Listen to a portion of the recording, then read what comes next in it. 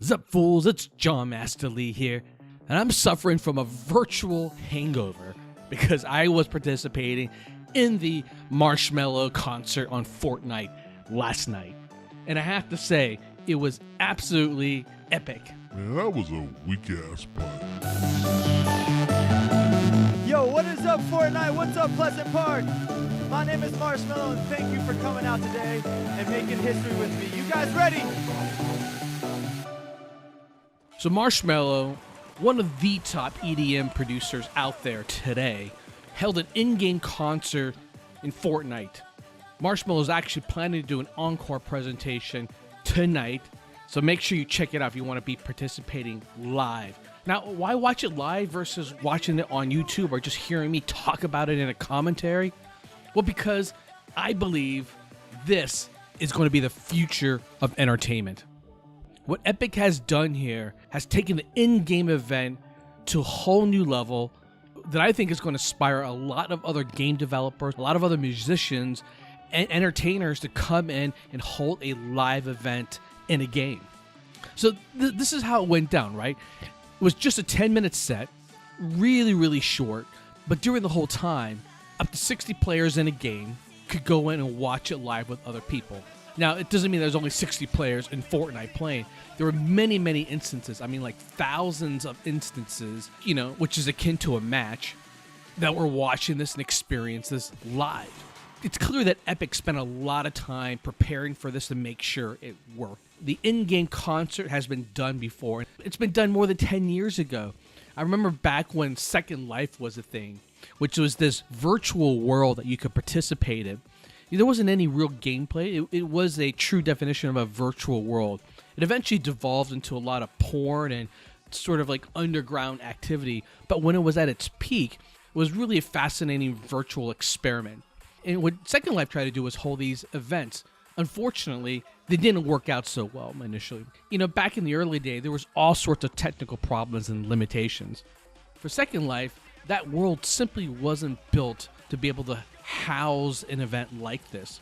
So just to kind of give you a sense of like how Second Life was built, Second Life is built as sort of like a true grid of servers.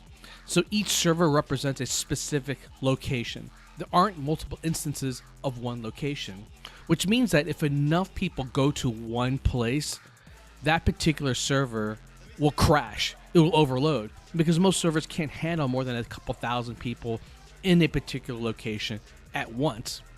So that was a huge failure. Eventually, Second Life wised up, and what they did was broadcast a particular event to a location that you can then watch on screen.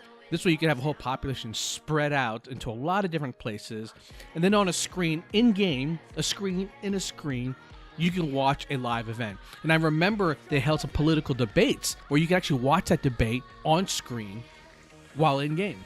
That worked better, but it wasn't immersive. It's not like you could do anything and interact with what was going on at the political debate or at the concert.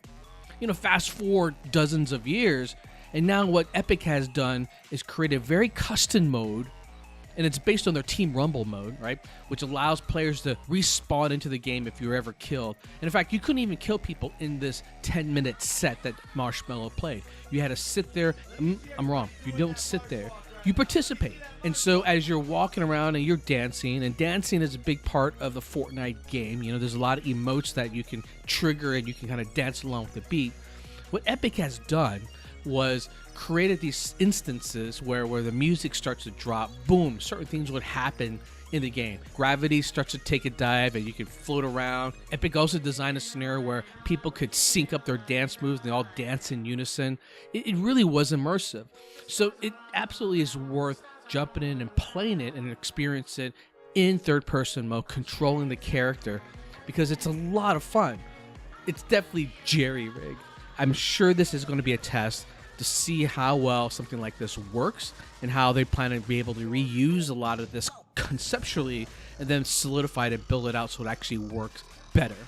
Now, Marshmello, who has built a name for himself being a fan of Fortnite, and in fact, if you kind of recall back, he and Ninja had collabed quite a bit over the last year or two, and they even won a huge esport event together, is a perfect ambassador for an event like this. So kudos to him for agreeing to this. His music is fantastic, by the way, if you haven't heard of it. I've become a big EDM fan because of his music. I'm sure Epic made a good chunk of money through the sale of the microtransactions as people were clamoring for the skins and the emotes just for this type of event. So we'll see where this goes, because I think it's got to constantly evolve. They can't just hold another concert using the same sort of interactive triggers. This just gave me flashes of the future. If you happen to participate in this event, leave a comment. I'd love to hear what you thought about it, how they can make it better, what else they can do. In addition, I'm also linking to the video in my description if you want to watch Marshmello's version of it. So go check it out. All right, y'all. Peace out. I just want to say thank you, Fortnite. Thank you to all the people at Epic. And thank you for you guys coming out and making history with me today. Thank you guys so much.